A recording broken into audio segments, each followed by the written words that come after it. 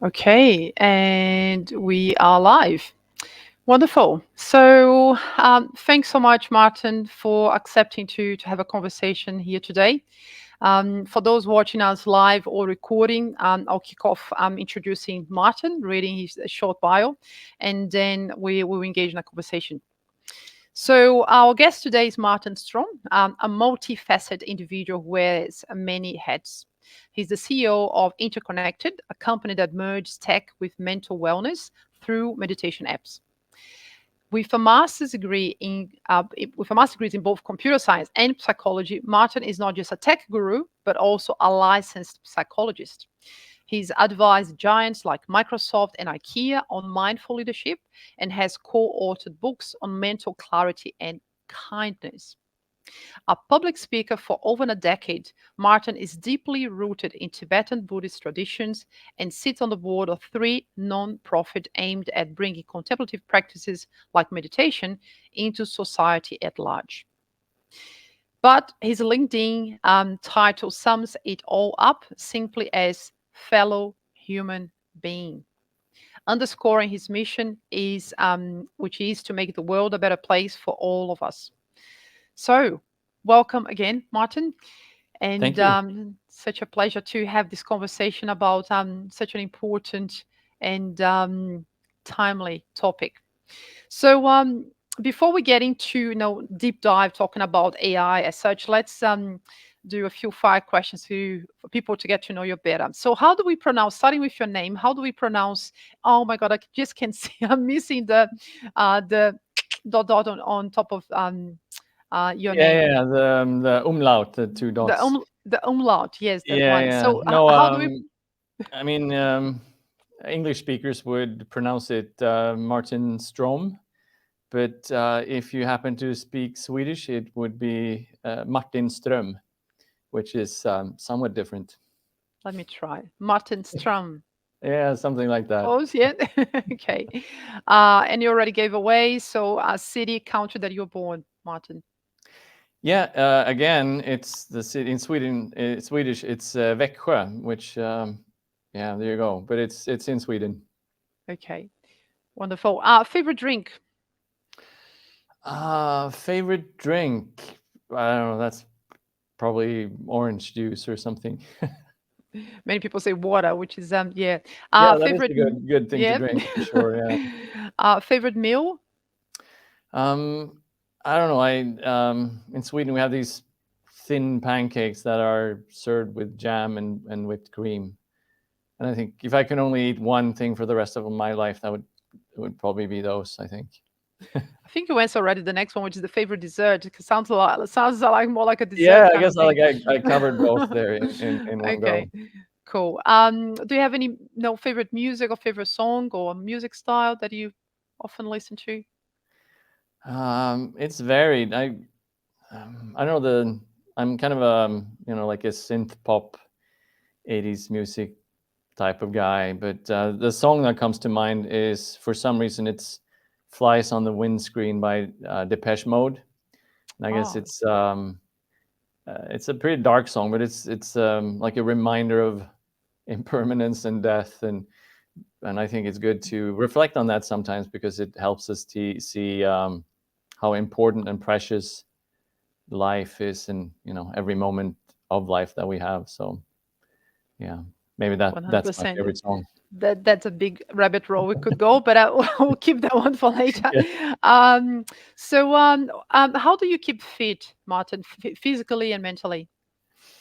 Yeah, as I get older, I realize the importance of keeping physically fit. So, but I'm inherently lazy, so I got myself a PT because if I'm not pushed, I tend to not exert myself. I find so that's really helping.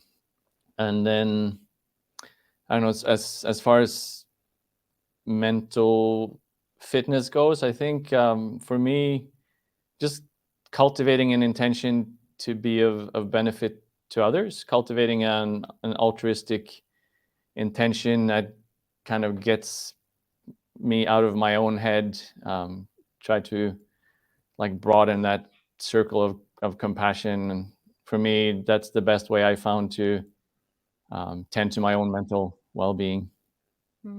Great. There's advice embedded there, isn't it? Yeah, to be less self-centered. That can definitely be an antidote for a lot of trouble. Thanks for sharing. Favorite city, if you had to pick one? Yeah, I would have to say Melbourne, which is the city that me and my family moved to about 2 years ago. Um, I really like it here, and yeah, the same city you're in. So Yes, no, we're very, hopefully you like it too. yeah, no, we're very lucky. And if you're not doing what you're doing at the moment, Martin, which you're juggling a number of balls there, as we can tell by your, title, your headline, what would you be doing?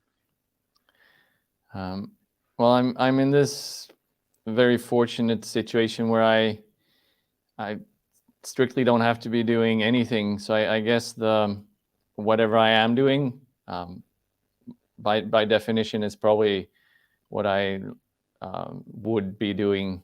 You know, yeah, I'm fortunate enough to be able to pick things that I find meaningful, and yeah, so I wouldn't change much at the moment, to be honest. Living the dream. How good is that? Yay! Wonderful. Yay. Last one before we deep dive into AI related content, Martin. A fun fact about yourself that is something that we cannot find if you look at your LinkedIn profile. Um, yeah, I don't know. I almost once I almost physically ran into the King of Sweden. I was I was running down a flight of stairs, and he was going up this same flight of stairs with a little entourage of people, and I was in a big hurry, so I was just running down the stairs, and I turned a corner, and I literally almost ran into him. So Wow, yeah, I can't find that in my LinkedIn bio. that's cool. Nearly knocked him down. That could have been an interesting headline, I suppose. Yeah, Luckily, luckily, it wasn't the case. yeah. So, let's start with. I'm assuming that you had a chance to have a look at our website, Martin, and we have identified a number of challenges. And actually, let me bring the slide here so people watching can actually relate. A number of challenges, and I'm curious to know if there is any particular challenge that resonate the most with you around what we are facing today around artificial intelligence. Yeah, and actually before that, I'm experiencing some technical difficulties here. I just need to adjust my mic. Very sorry about that, because it's like slipping down. Oh, let's see. Yeah, hopefully that's better. Sorry about that. Um, yeah, I think for me, I'm really fascinated about questions regarding AI and ethics, because I think that's something that will be supremely important moving forward as AI gets more and more competent. Um, we need to figure out how to create artificial intelligence that is um, actually ethical. And yeah, hopefully we can get in to that a little bit about what that actually would mean and entail and so forth. But that's something that I find really um, fascinating, important. Okay, great. So, out of the challenges we have identified, so the first one is the fact that sophistication, AI sophistication, is increasing in an exponential rate. And by the way, this was put together back in 2020. So I think now this is even more true than ever, while the regulation and governance actually are falling behind. So that's one. The second one, I think, is related to the one you mentioned. So ethics in AI is becoming mainstream in our mainstream conversation. However, frameworks and agreements are falling short. And especially around specific solutions. We have lots of documents and agreements and guidelines, but they're very high level. And the more technical professionals that we speak with here, they mention often that what we are missing is the more hands-on, more specific solutions to deal with the ethical challenges. The third one is around the black box, the fact that machines are already capable to make decisions in a very complex way, to the point that the programmers behind actually not always can understand actually what's going on. That's why we're calling the black box. The second last, many public and private organizations, including C-level execs, don't really understand AI. That's a reality. They're not supposed to, and many recommendations actually still to be implemented by governments, and that agreement between governments is still to happen as well. Um, so, in addition to the ethical dilemma, anything else calls your attention, or anything else that you like to comment? Well, I guess just understanding AI is a complex thing, since not even the AI experts fully understand AI, which ties in obviously to the black box thing.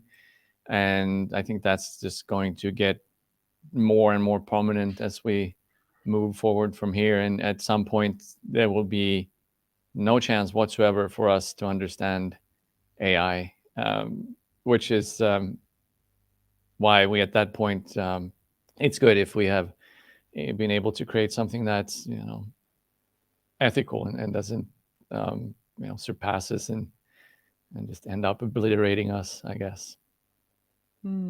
Yeah, listening to you now, Martin, what came to mind was this. There's this book from Stuart Russell. He was I came across him, and he's a TED Talk speaker, and he had a couple of TED Talks about AI safety in AI, and he wrote this book called Human Compatible.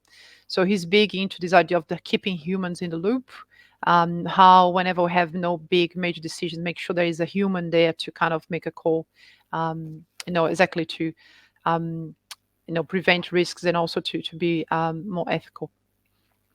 Yeah. Hmm. Um, in terms of initiatives, we also have identified a number of initiatives on the website. So we were talking, in the studio before we kicked off. So having a glance at those, is there any in particular that you think it could be more effective or should be prioritized in your perspective? No, I think just formulating. I think the idea of formulating a mindful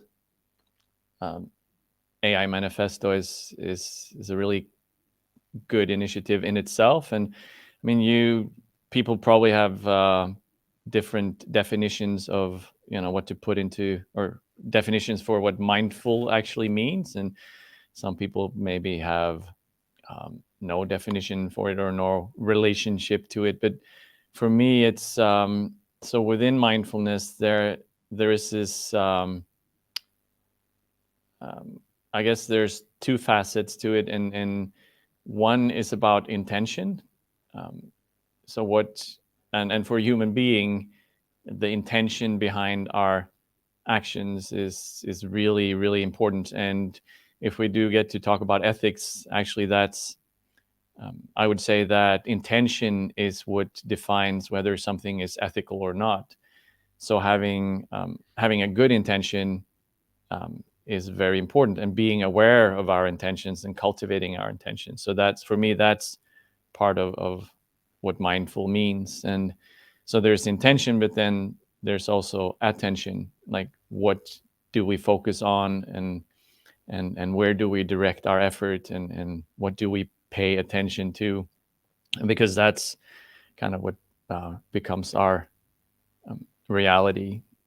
So, and then translate that into um, AI terms. That's a conversation that I hope will continue and grow in the coming years, because what does intention mean in relation to AI? What does attention mean um, in relation to AI? But Yeah, and then for me also there is having, as I do, a background in Buddhist philosophy and psychology, in mindfulness. In that word is also embedded, um, not just having an intention, but also having a positive intention. So, um, so for many, mindfulness might be about, just cultivating focus or de-stressing or becoming more mentally balanced and whatnot. But for me, it's also about being aware of the content of our mind and then cultivating those intentions that are most beneficial and helpful and meaningful and so on and so forth. So there again, I guess we tie back to the ethics, and the compassion and the caring and those kind of things. You can't be caring without being mindful. Um, yeah. So, and again, how all of that translates into AI is a conversation to be had for sure. But I think it's a supremely important one. Thank you. And I think that's hopefully that's a good segue to a question that I often ask more, machine learning experts and other scientists.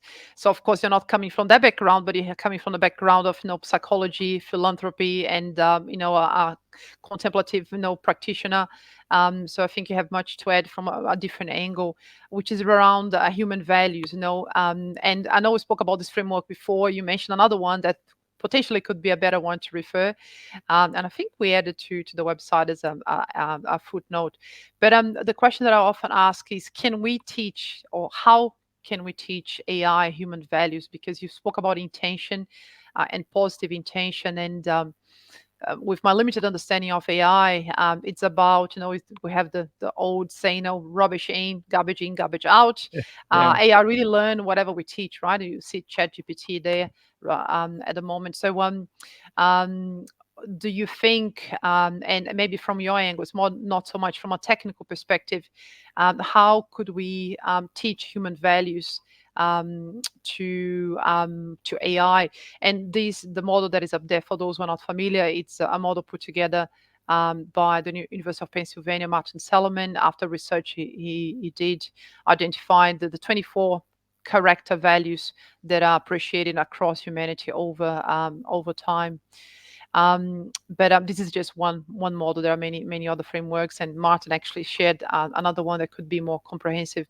So yes. So, what are your thoughts, Martin, around that idea of teaching human values to AI, and how do you think that could be useful? Would that hit the spot in terms of having that developing that good intention? Do you think so, or how would that benefit? Yeah. So, yeah, that's a multifaceted topic for sure. But I think, just starting out with, so we call it obviously artificial intelligence, and intelligence, again, people have different definitions, but basically it's about our ability to accumulate knowledge and skill, our ability to manipulate our environment, to think abstractly, to deal with new situations, to adapt, that kind of thing. But so it's a lot about knowledge and skill. And if we look at something like ChatGPT, it's obviously based on um, this large language model, and I think it's really fascinating that what basically happened was that they created these bigger and bigger language models, which is basically you have concepts and relationships between concepts, but then weird things popped out of that, like what looked like understanding, and there was problem solving and things that they did not expect, and still no one really knows exactly how does this apparent understanding of things emerge from just a language model. But I think also just yeah, sorry, go ahead. Or, No. I'm oh, listening. I'm listening. Yeah, I'm taking notes, but I'm listening. Yes. yeah, okay, sorry. um, and Yeah, but I think also as as human beings, a lot of when we relate to what we perceive as our reality, actually that is a lot of that is conceptual. We so a lot of what I think our intelligence is also this, basically a big, um, language model with concepts and relationships between concepts. But then there's also, for a human being, there's something beyond that. And sometimes, uh, we might talk about wisdom, and I think wisdom is beyond, um, mere intelligence and just mere understanding. Um, again, defining wisdom is difficult, but just a very, like, simple working definition that I sometimes use is that, we being wise means to act in a way that's beneficial not just to yourself but to many, and being wise means to act in a way that is also not beneficial just for, immediately, but also for long term. So wisdom is a lot about acting in ways that are beneficial to many and long term. Um, and a wise person, to me, is someone that, embodies, qualities like generosity and benevolence and caring and compassion. And you might argue that it's intelligent to be, compassionate. You can also argue that it's not, but, I definitely think it's wise to be compassionate and benevolent. And, um, yeah, so there's this. So we're creating intelligent machines, but how can we create AIs that are actually wise? And I think, um, from that can what we call human values. I think a lot of that just, springs from wisdom. And the question then becomes, how do we create wise and caring machines? Yeah. Thank you. Yes, so much you that I could, go and drill down. So, but thanks for that, Matt. I think first thing, the point around wisdom, and I used to ask a question more about emotional intelligence. Yeah. Can we teach emotional intelligence to AI? And then I changed from emotional intelligence because actually Carrie, who spoke with last week, her answer made me think like actually that's not the right question. Actually, it's more around can we teach human values to AI? And intelligence, when we talk about intelligence and I'm thinking about AI, I'm thinking about cognitive, capacity, ability to Hmm. make decisions, that kind Yeah. of Yeah. intelligence. And with the wisdom side or the human values or the emotional intelligence side, we're talking about a different kind of intelligence, if that makes sense. And something that came to my mind is that the whole neurochemicals, right? There's an element there that of course the machines don't experience the neurochemicals that we do. When we are kind, we get a dopamine kick.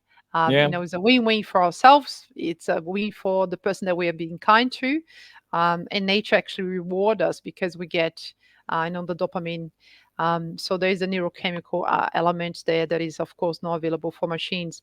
But as you said, in some occasions, that black box, the understanding beyond um, um, what is expected from programmers.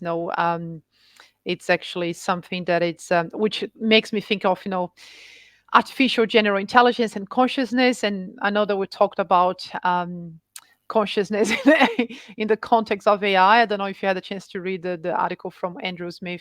He wrote this big article about consciousness. Can machines be sentient nowadays? Which is a whole topic around sentient machines.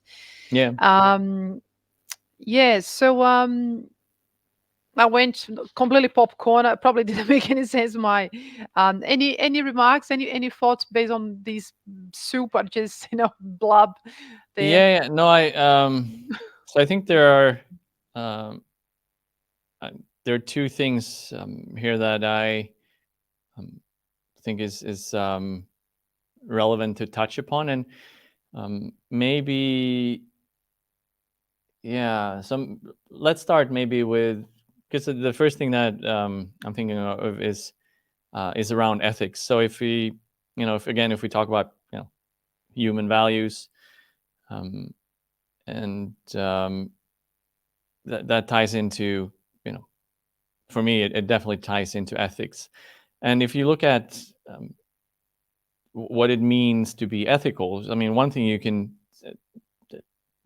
do is you can just do a poll around people and ask them, like, how would you like to be treated? And most people would say that, yeah, I don't want to be killed or harmed. I don't want my shit stolen. um, Please don't exploit me sexually. Don't lie to me. You ask anyone, and that's pretty much what they would tell you. And then being an ethical person um, would just mean that you treat people that way. So that's, and then from that you can kind of derive potentially some rule-based ethics. And the world's religions have been at this for a long time, and various ethical philosophies are doing the same thing. But for me, the having a set of rules, that's probably a beginner's way to be an ethical person.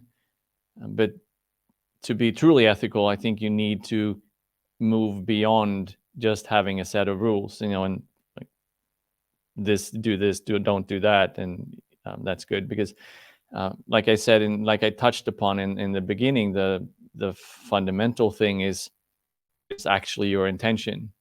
So if, for example, if I say I give you a present, is that an ethical thing to do, or is it an unethical thing to do? And for me, it depends on what is my intention. If I'm trying to manipulate you and gain favors, then it's unethical. But if I'm truly generous and I just want to make you happy and here's a present, that would be an ethical action.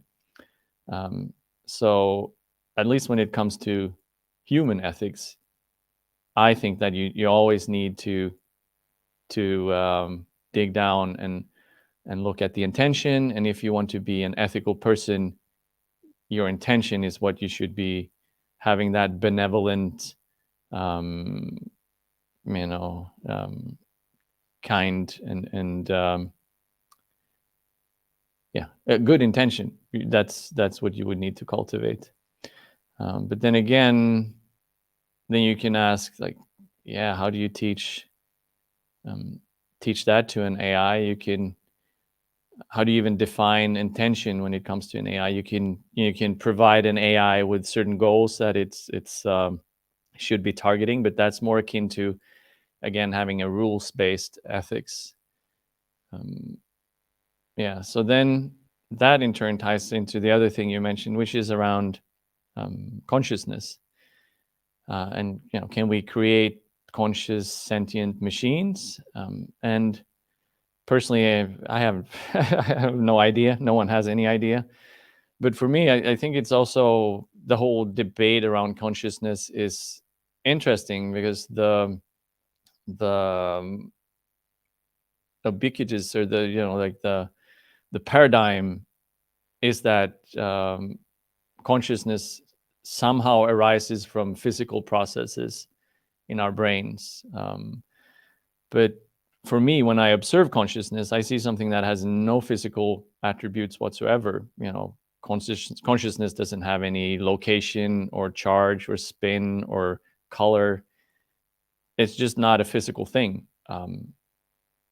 It, so how can a non-physical thing possibly arise from physical processes? So and that's the interesting thing with, if you talk to any neuroscientist, they will say, well, yeah, we see these correlations, this part of the brain activates and then you have this conscious experience, but they have no idea what the causal link would be. Like, how would the brain create this non-physical phenomenon of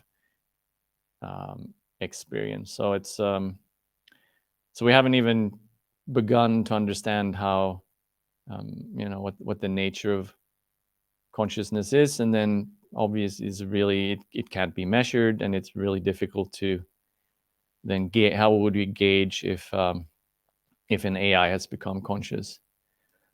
but however, it seems like one of the fundamental aspects of being conscious, like the most fundamental things is that I guess you could say that we care, and I think all sentient, all conscious beings care. That's you care about self-preservation, but you also you care about others, and care about what food you like, and but um, there is this caring, and again, um, how can we create that in an AI? Because I think that very caring is then the foundation for our intention, which can be cultivated, and that's then the foundation for ethics, which can be um, how we become, mm, you know, how can we bring benefit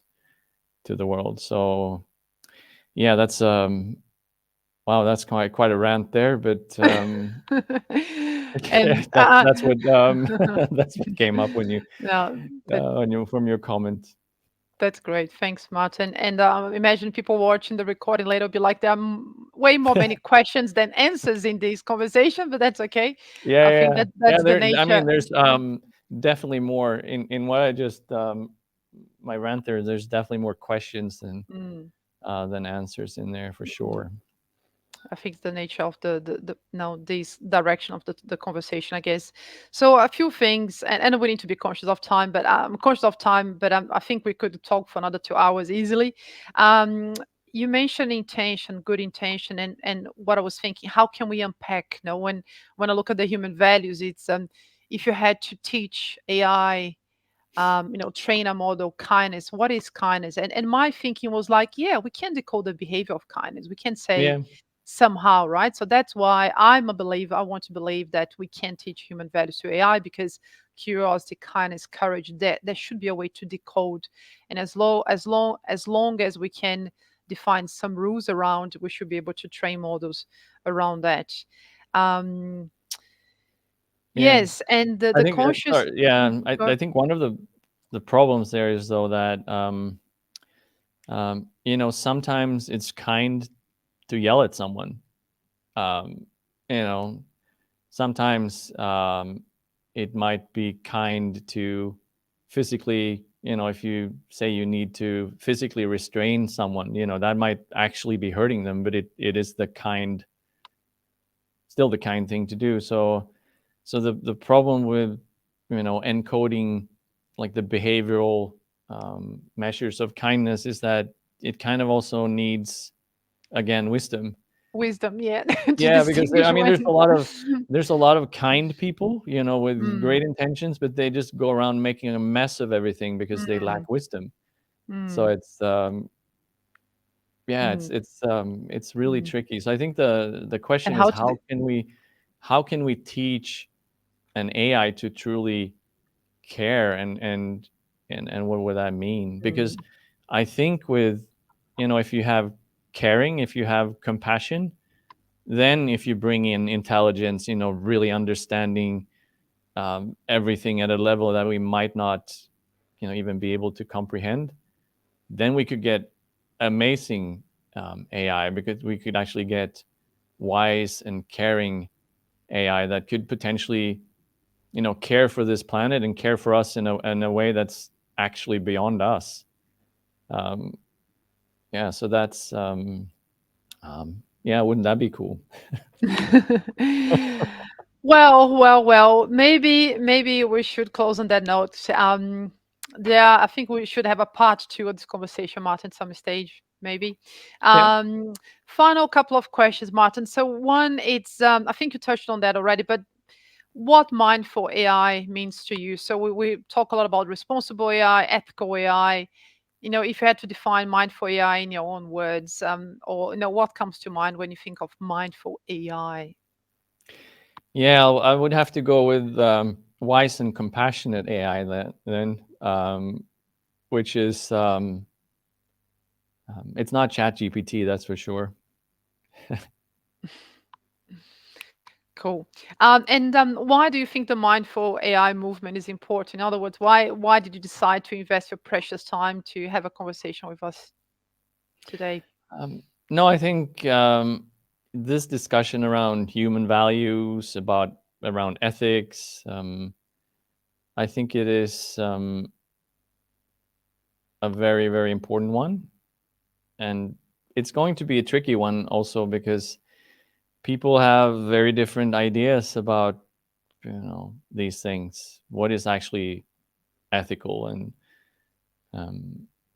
yeah, but if we dig into it and if we spend time having these kind of conversations, and if we bring those things that you could put under that mindfulness umbrella, like I did at the start, I think that's going to be really helpful in regulating and directing and shaping the mm, future of AI, and hopefully making it more um, as beneficial to humanity as possible.